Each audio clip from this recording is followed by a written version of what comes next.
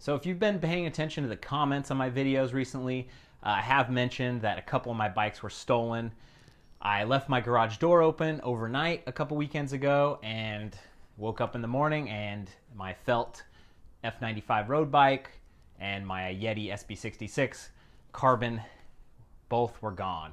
And just an awful feeling to come out in the morning and be like, huh, what? I've left my garage door open before on accident, but it was garbage night. I live in Vallejo, California. If any of you know, you're probably like, ew. It has a bad rap, but it's really not that bad of a place to live. I think if I would have left my garage door open almost anywhere, something would eventually happen. But it was garbage night. There's a lot of scavengers out on garbage night, picking through the trash and probably peeking into open garages to see if there's anything easy with wheels that could roll away. So I really loved my Yeti. I definitely didn't want to give it up quite so soon.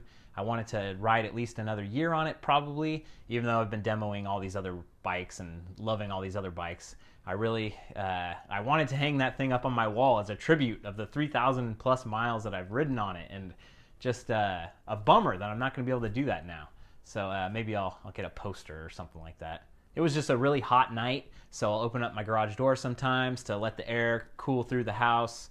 And I was also in a hurry to go to bed that night around 9 p.m. because I was starting a new routine where I'd get up in the morning to go to the gym. So I was like, kind of helter-skelter, get up at 5 o'clock in the morning, go out, and nothing. Luckily, my brother's bike, the Pivot that you've probably seen behind me sometimes, was untouched, and that was a weight off my shoulders big time because I just would have felt 1,000 times worse if his bike would have been stolen instead of my bike. My bike, it's like, but you just don't want to affect other people with your stupidness. So my initial reaction, I was super mad at myself, just, but luckily, me and my family, we kind of get over stuff kind of quickly, which is, I think, a pretty good trait to have. So then I had kind of a funny reaction thinking about the YouTube channel and how, okay, my mountain bike's gone, what am I going to do? And I almost thought to myself, it's like, okay, whatever, keep moving forward. Because I'm so obsessed with this channel and I want to make videos, I want to ride the best trails in the world, and it's such my obsession, it's such my burning desire right now that it was like, speed bumps happen, I'm going to keep moving forward. I can still go demo bikes, I can still borrow different bikes, and nothing's going to stop me from making videos because I love these videos and you guys love these videos. So it was only almost a fraction of a second of like, and then back on track. And it kind of ties into some of the audiobooks that I've been listening to lately. I listened to the Walt Disney biography, and Walt Disney just was hit by obstacle after obstacle after downturn.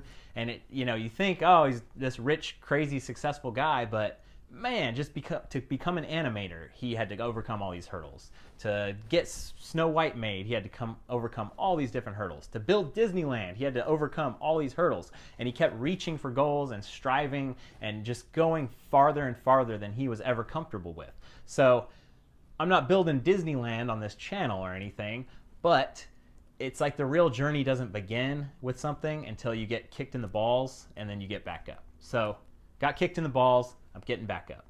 So I filed a police report. Insurance is actually going to cover the cost of the bike, and that's fantastic. That means I will definitely be getting a new bike. I'm not sure exactly how much time I have to buy the next bike because we're about halfway through the cycle right now.